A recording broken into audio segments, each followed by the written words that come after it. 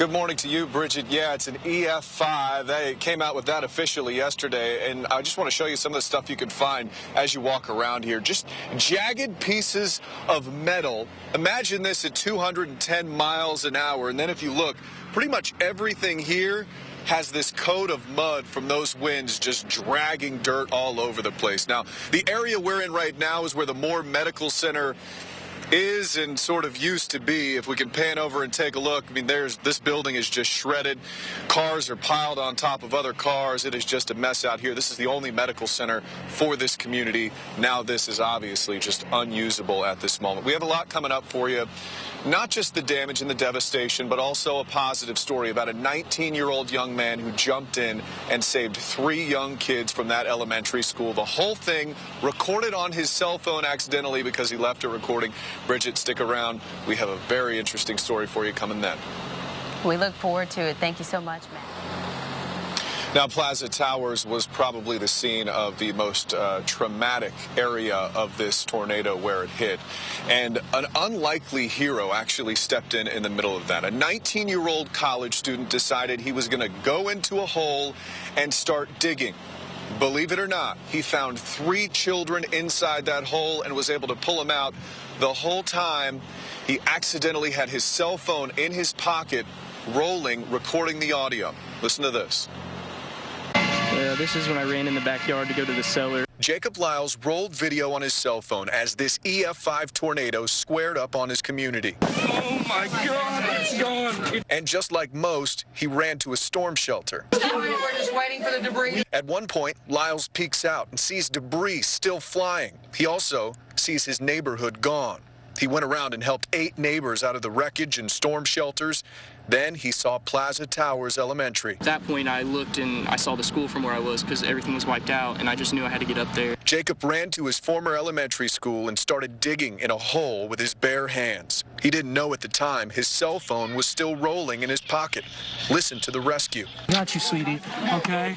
How far are your legs back? Are your legs straight? Oh, no, you're tucked right here. Oh, yes, yes. Thank you, sweetheart. Then you can hear the little girl. Her leg is kind of stuck. Can you pull it out or no? I think. No? All right. Come on. Can you get it? You got it? All right, come on, sweetie. Yeah. Come on. Okay. Come on. Thank you so much. Come on. And before his cell phone battery dies, one more rescue. My back hurts really bad. Oh, yes. Hey, sweetie, I'm coming, okay? Okay? Hey, look at me. Look at me right now. Stay calm. Can you believe how calm that young man was in such a situation? He said it was dark.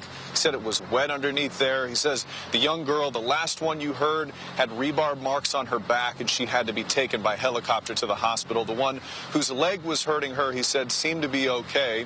But we don't have any update exactly on their conditions at this point. Bridget, though, just an incredible story, and especially to hear it happen is just unreal. Back to you. All right, thank you so much, Matt. Amazing story there. If you'd like to help, we want to swing back out live to Matt Austin, who is already in Moore, Oklahoma.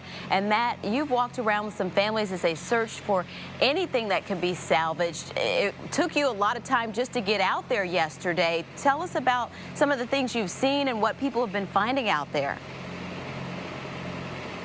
Yeah, it was a labyrinth, a maze to try to get through. The National Guard is on just about every corner, shutting down different roads. As far as people's homes, well, if the wind didn't blow it down, the water probably destroyed it. We were there yesterday as the Heinzel's family was trying to clean up. I mean, their home was destroyed. They have watched tornadoes from their kitchen window in the past, they told me about, and they were just fine. This one was much different, though. That 2-mile wide, 17-mile long patch, they were inside of that. And as they were cleaning through their stuff, they realized what was important. They found a family picture of their kids and some things that their kids had made. Still, though, a very rough day for this family. Here's Rodney Hensel. Miserable. Yeah. I mean, what else can you say? Yeah. We're just trying to get pictures, some valuables, you know, like stuff like that. That is the important stuff. They also had a stone right outside their house that they had even moved to a more prominent position so everybody could see it. It said the Heinzels, and established 1978. That's how long they have lived in that house there. And their daughter actually carved that stone. He said the dad was very proud. He said even an EF5 couldn't take out that stone. Bridget, back to you.